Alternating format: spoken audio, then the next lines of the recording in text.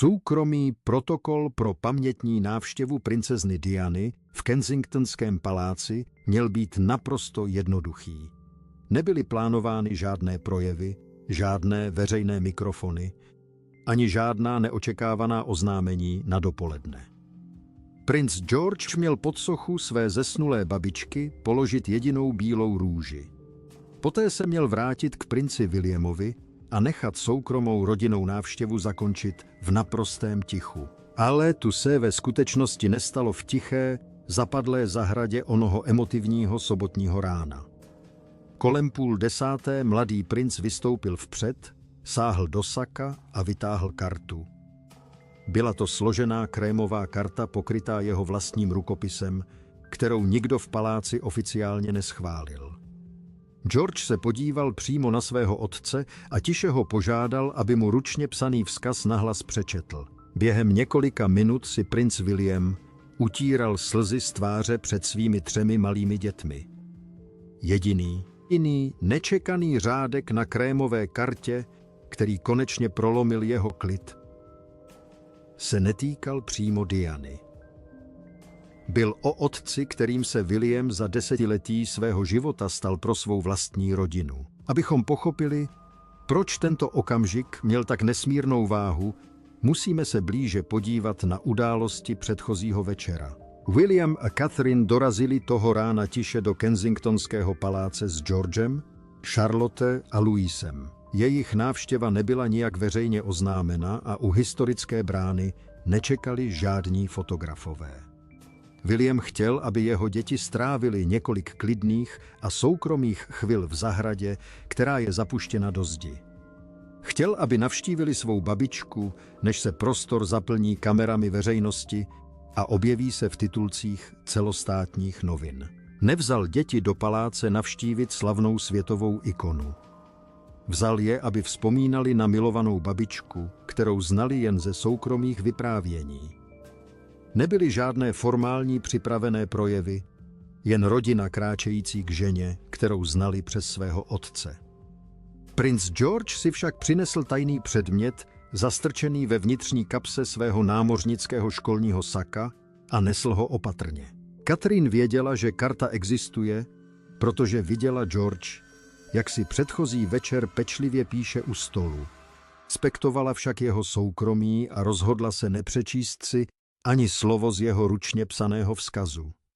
Když se rodina přesunula k bronzové soše, George zkontroloval kapsu saka, aby se ujistil, že je vzkaz v bezpečí. Domácí personál již dokončil přesný operační plán pro soukromou návštěvu toho rána. William by nejprve vystoupil a položil svou bílou růži, hned za ním by následovala princezna Kateřina. George, Charlotte a Louis by se střídali v pokládání květin pod sochu své babičky. Rodina by pak společně minutou slavnostního ticha držela věčnost a tiše opustila zahradu. To byl celý plán a nikdo neočekával, že se 8letý princ odchýlí od plánu. William návštěvu udržel v přísném soukromí, aby ochránil své děti před emocionální tíhou titulků. George však dorazil do Kensingtonského paláce s velmi osobními slovy psanými vlastní rukou. Catherine si všimla, že se její syn dotýká svého saka, ale rozhodla se mu zatím nic neříkat.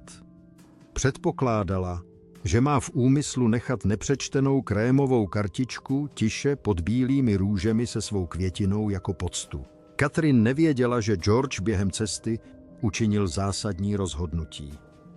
Rozhodl se, že jeho osobní vzkaz zesnulé babičce by na kartě neměl zůstat zcela zamlčen. Skutečný původ tohoto rozhodnutí přišel předchozího večera v Adelaide Cottage během rozhovoru. George se matky zeptal, jestli princi Williamovi po tolika desetiletích stále chybí Diana. Catherine vysvětlila, že ztráta matky není něco, co by čas mohl ze života zcela vymazat. Řekla mu, že rodiny se mění a život jde kupředu, ale některé absence zůstávají trvalé. Pak se George zeptal, jestli by jeho, Charlotte a jejich mladšího bratra Louis jeho babička znala. Catherine ho ujistila, že William věří, že Diana by svá 3 vnoučata doma naprosto zbožňovala. Diana z Evie bezpečných zdech jejich domova nikdy nebrala jako vzdálené historické jméno. William se postaral o to, aby jeho děti věděli, že mají další babičku, která je má moc ráda. Toho dosahoval zarámovanými fotografiemi na nočních stolcích a vřelými příběhy vyprávěnými před spaním. Nechtěl, aby byla abstraktní ikonou, ale skutečnou součástí jejich běžného rodinného života a každodenních rozhovorů. Williamovi bylo pouhých 15 let, když kráčel za rakví své matky v tmavém obleku. Nikdo ho před touto těžkou emocionální zátěží neochránil a on si přál pro své děti jiné dětství. Všechno, co se stalo v zapadlé zahradě, se stalo proto, že otec odmítal nechat své děti zapomenout. Později večer George šel ke svému stolu, vytáhl krémovou kartu a začal si zapisovat své myšlenky. Catherine ho viděla, jak píše, ale rozhodla se mu neohlížet přes rameno, aby si zachovala soukromí. Ať už chtěl George své babičce říct cokoliv, zůstalo to zcela mezi chlapcem a její pamětí. Následujícího rána byla tato nepřečtená karta bezpečně ukryta v jeho saku v Kensingtonském paláci. William položil svou růži jako první, Catherine ho následovala a Charlotte s Louisem se každý střídal u památníku. Pak princ George vystoupil vpřed a přesně podle plánu položil svou vlastní bílou růži. Několik tichých vteřin probíhala návštěva přesně podle přísného operačního harmonogramu domácího personálu. Pak se George místo toho, aby se vrátil k otci, zůstal přesně tam, kde stál. Koordinátor mu malým nenápadným gestem naznačil, aby se vrátil, ale mladý princ se od sochy nehnul. Zastrčil ruku do saka a William okamžitě vzhlédl k nejstaršímu synovi. Catherinin výraz se změnil, když George vytáhl z kapsy složenou krémovou kartu. Odvrátil se od bronzové sochy a podíval se přímo do napjaté tváře svého otce. V tom okamžiku William pochopil, že jeho syn nepřinesl s květinami soukromý vzkaz. George chtěl, aby ho jeho otec slyšel. Georgeovo rozhodnutí promluvit v tiché zahradě nevycházelo z touhy po pozornosti. Na Dianu sice neměl žádné vzpomínky z dětství, ale její přítomnost pro něj byla skrze příběhy skutečná. Nikdo nesformoval tento osobní obraz jeho babičky lépe než sám princ William. William však o své zesnulé matce nikdy nemluvil, jako by patřila k nějaké vzdálené historické kapitole královského života. Pro Williama si vypomínky vracely k okamžikům, které nikdy doopravdy nepovolili ze svého sevření. Jakmile se stal otcem, musel se rozhodnout, jak ji jeho děti budou znát. Jeho odpovědí bylo nenechat Dianu uvězněnou ve starých, formálních palácových fotografiích v rodinném domě Walesu, zůstávala vřelou přítomností, známou jednoduše jako babička Diana. William se o to ujišťoval každodenními rozhovory se svými dětmi před spaním. Pravidelně sedával u jejich postelí a vyprávěl jim o tom, kdo je a jak existuje. Tyhle rozhovory před spaním dokázaly něco, co by žádné chladné výročí ani veřejná socha nikdy nedokázaly. Úspěšně umístili Dianu do běžného dětského světa jako člena rodiny. Ne jako nějakou vzdálenou královskou postavu na minci, ale jako skutečnou osobu, o které mohli přirozeně mluvit ve svém každodenním životě. Princ z Walesu, kousek po kousku, vytvářel pro George krásný obraz své matky. Mladý princ si všiml jemných změn v otcově výrazu, když se vynořily určité vzpomínky. Dozvěděl se, že Dianina nepřítomnost stále patřila Williamovi i po tolika letech. William o ní mluvil jako o opravdové matce, jejíž vliv přetrvává v jejich každodenních rozhodnutích a rodinných hodnotách. Tu Georgeovi dalo prostor cítit něco intenzivně osobního, spíše než jen ceremoniálního. Nemusel si vzpomínat na Dianu tak, jako to dělal stát nebo média. Mohl se s ní spojit prostřednictvím otce, který si její vzpomínku přinesl do jejich domova. Jak George stárl, mezi otcem a synem se začalo vytvářet další tiché pouto. George si uvědomil, že i jeho otec byl kdysi malý chlapec, čelící vlastnímu zármutku. Začal chápat, že vlastnosti, které na Williamovi obdivoval, měly kořeny sahající hluboko do minulosti. Někde za otcem, kterého znal, byla matka, která ho těmto lekcím naučila. George si ty příběhy vyslechl a rozhodl se s nimi udělat něco smysluplného. Mladému princi stojícímu v zahradě už nestačilo nechat nepřečtenou kartu pod bílou růží. Pokud by vzkaz zůstal nepřečtený, jeho otec by se nikdy nedozvěděl, co o něm George pochopil. A William byl klíčovou součástí ručně psaného vzkazu, který George připravil. Princ viděl jen svého nejstaršího syna, jak drží krémovou kartičku a čeká. William nemohl vědět, že vzkaz na kartičce se šířil 3 generacemi rodiny najednou a spojoval minulost s přítomností. George psal Dianě o Williamovi a spojil babičku s otcem. Právě v tom spočívalo skutečné nebezpečí pro Williamův veřejný klid během návštěvy. Nešlo o královský protokol, ale o to, co se chlapec chystal říct. George se na okamžik podíval k bronzové soše, pak se vážně zaměřil na svého otce a zadržel dech, zatímco se ticho protahovalo. Jeho výraz byl naprosto vážný, když se tiše zeptal, jestli dokáže přečíst kartu. William neodpověděl okamžitě a nechal otázku viset v zahradě. George stál pod sochou své babičky se složeným papírem v rukou a čekal.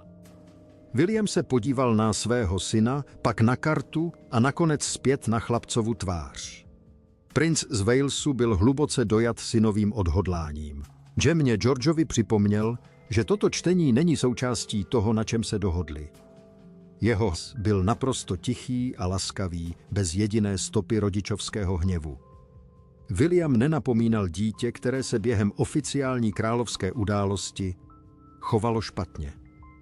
Pouze synovi připomněl, že soukromé dopoledne bylo pečlivě připraveno k tichému rozjímání mimo zraky veřejnosti. George lehce přikývl a tiše prohlásil, že ví, ale že je to pro babičku. V chlapcově odpovědi nebyl žádný vzdor, jen absolutní jistota dítěte. Věřil, že jeho prostý důvod by měl být více než dostatečný k tomu, aby změnil plán. Catherine Williama pozorně sledovala a všímala si nenápadné změny v jeho postoji, když poslouchal. Zdálo se, že i mladý Louis vycítil důležitost okamžiku. William mohl syna zastavit, aby dodržel harmonogram, ale rozhodl se, že to neudělá. Místo toho jen nepatrně přikývl na souhlas a George rozložil krémovou kartu. Hned první řádek ručně psaného vzkazu nebyl to, co William očekával. George nahlas přečetl, že se s ní nikdy nesetkal, ale že ji zná, protože o ní mluvil jeho otec. William téměř okamžitě sklopil zrak k trávě. George nepsal o Dianiných velkolepých královských titulech ani o historických davech, které si G pamatovali. Šel rovnou k hluboce osobní pravdě, která byla mnohem významnější. Pro George existovala princezna Diana výhradně díky lásce a vzpomínkám na prince Williama. George pokračoval ve čtení a uvedl, že William jim vyprávěl o lekcích, které ho Diana naučila během jeho vlastního dětství. Napsal, že Jim, jeho otec, řekl, že se Diana vždycky snažila všímat si přehlížených lidí. Pro George to byly cenné lekce, které jim předal přímo jejich otec. William jednou veřejně vysvětlil přesně to, co ho matka naučila o životě. Naučila ho, že každý má potenciál něco vrátit své komunitě a zaslouží si podpůrnou ruku. Teď mu přesně tu lekci vracel jeho vlastní nejstarší syn. George z kartičky četl, že William řekl, že být laskavý je důležitější než být důležitý. Williamův výraz se změnil, když na něj tato jednoduchá slova dopadla s nesmírnou silou dějin. Celý život strávil obklopen hodností, povinnostmi a obrovským očekáváním veřejnosti. George to všechno zredukoval na jedinou základní myšlenku laskavosti. William už svého syna přímo nesledoval. Jeho pohled klesal k bílým růžím. Ruku sevřel kolem druhé, jeho reakce byla zcela potlačena, ale Catherine ji viděla. George dál četl a popisoval staré fotografie, které viděl, na kterých Diana držela Williama za ruku. Psal o tom, jak se snažila, aby se obyčejné dětské okamžiky pro její syny cítili normálně. Chtěla, aby chápali skutečný život. Vzala je za zdy paláce, aby pochopili lidi i za hranicemi královských ceremonií. Ale žádný z těchto historických detailů princ Williama nejvíc neznepokojoval. Až to, co mladý princ udělal potom, zcela narušilo jeho veřejný klid. George přestal číst svou vizitku a podíval se přímo na bronzovou sochu své babičky. Tichá, zapadlá zahrada se ponořila do naprostého ticha. Jeho hlas se znatelně stišil, když mluvil k soše princezny Diany. Prohlásil, že by si přál, aby ji on, Charlotte a Louis měli možnost poznat. Pak ale dodal, že už znají kousky její osobnosti skrze svého otce. William vzhlédl, hluboce dočat vnukovým pokusem promluvit navzdory desetiletím její nepřítomnosti a uvědomil si, že jeho úsilí skutečně uspělo. George se nevědomky dotkl nejhlubšího strachu, který pronásleduje rodiny po tragické ztrátě. Byl to strach, že každá nová generace bude o dané osobě postupně znát méně. Nejprve zmizí známý hlas, pak se z domácnosti vytratí každodenní vzpomínky. Nakonec z dané osoby zbudou jen staré fotografie a příběhy vyprávěné jinými. George si jen potvrzoval, že se to nestalo. Říkal otci, že se k nim Dianina paměť stejně úspěšně dostala. Catherine upírala zrak na svého manžela a viděla, jak v něm narůstají intenzivní emoce. Williamova tvář zcela stuhla a zoufale se snažil nedat najevo svou zranitelnost. Georgie Ale ještě nedostal k nejtěžší části ručně psaného vzkazu. Nejemotivnější věta stále čekala na přečtení. Tiše se nadechl a přečetl si řádek, který byl napsán o jeho otci. Tentokrát se George při mluvení nedíval na kartu. Zvedl zrak k soše a pak se obrátil přímo k princi Williamovi. William se už snažil udržet klid, když jeho nejstarší syn začal číst poslední řádek. George prohlásil, že by si přál, aby Diana viděla Williama, jak vychovává své vlastní děti. Napsal, že kdyby je viděla, věděla by, že ho vychovala správně. George dokončil větu a William zavřel oči, když mu brada klesla v tichém zármutku. Catherine viděla, jak se z jeho tváře začíná zcela vytrácet přísná sebekontrola. Jednoduchá slova se dotkla hluboké osobní otázky, kterou William nesl po celá desetiletí. Vždycky si říkal, jestli by na něj jeho zesnulá matka byla hrdá. Prožil bezpočet výročí a poslouchal projevy naprosto cizích lidí. Ale tohle byl jeho vlastní syn, který stál pod její sochou a vyprávěl jí, jak se lekce přežili. Catherine se přiblížila a jemně položila ruku na Williamovu třesoucí se paži. George se podíval na pohlednici, připravený přečíst si úplně poslední řádek svého vzkazu. Zahrada se kolem těch tichých vteřin jakoby se svírala. Přečetl slova poděkování Dianě za to, že jim dala jejich milovaného otce, a William se rozplakal. Zvedl ruku k ústům, když se snažil uklidnit dech, ale bylo příliš pozdě. Pro muže, který strávil celý život zvládáním veřejného klidu, nebylo co skrývat. George jí nepoděkoval za prince, ale jednoduše za jejich otce. To byl okamžik, kdy se tradiční královské hranice zcela rozplynuly. Charlotte si jako první všimla otcových slz a okamžitě odstoupila od matky. Přešla k Georgeovi, postavila se vedle něj a lehce mu položila ruku na paži. Louis je pozoroval a udělal krok vpřed, zatímco Catherine spustila ruku. Louis přešel zbývající vzdálenost aby se připojil ke svému staršímu bratrovi a sestře pod sochou. 3 vnoučata stála jednotně v tichosti a podporovala je. Nikdo tuto formaci neplánoval a nikdo se nepokusil obnovit původní protokol. William se podíval na své 3 děti a hluboké emoce okamžiku se zesílily. George konečně spustil kartu a otec se synem se na sebe mlčky podívali. George měl ještě jednu myšlenku, připomínat otci, že i oni jsou její součástí. Chtěl se ujistit, že se jeho otec v jejich lásce cítí bezpečně. William přikývl, vykročil vpřed a přitáhl prince George do vřelého objetí. Charlotte a Louis se přiblížili a úhledná královská formace se proměnila v otce držícího své děti. Catherine zůstala za nimi a jen pozorovala krásné, neplánované obětí pod sochou. William si vybral svou rodinu před přísným protokolem paláce. Věděl, že přesně tak by si to jeho matka přála. Než odešli, William se podíval na kartu a řekl Georgeovi, že by na něj jeho matka byla hrdá.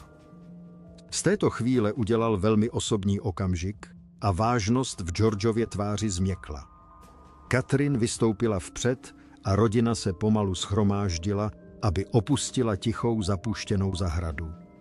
Bílé růže a Georgeova krémová karta zůstaly zastrčené pod bronzovou sochou. Společně prošli palácovým areálem. Později večer, přibližně v 7:20, se William vrátil do zapadlé zahrady úplně sám. V paláci se rozhostilo ticho, personál prořídl a jeho děti spaly. Pomalu kráčel k soše jako Dianin syn, spíše než jako veřejný princ. Zvedl krémovou kartičku a znovu přečetl synova slova. Chtěl, aby jeho zesnulá matka věděla, jak hluboce si na ní vzpomíná. Uvědomil si, že Dianin vliv u něj neskončil, ale pronikl skrze něj. Přeložil kartu podél stejného záhybu a vložil ji zpět pod bílou růži. Stál sám v tiché zahradě a šeptal, že by je milovala. Soukromý odkaz lásky a otcovství byl bezpečně zachován pro další generaci, což dokazuje, že její duch žije dál v jejich srdcích.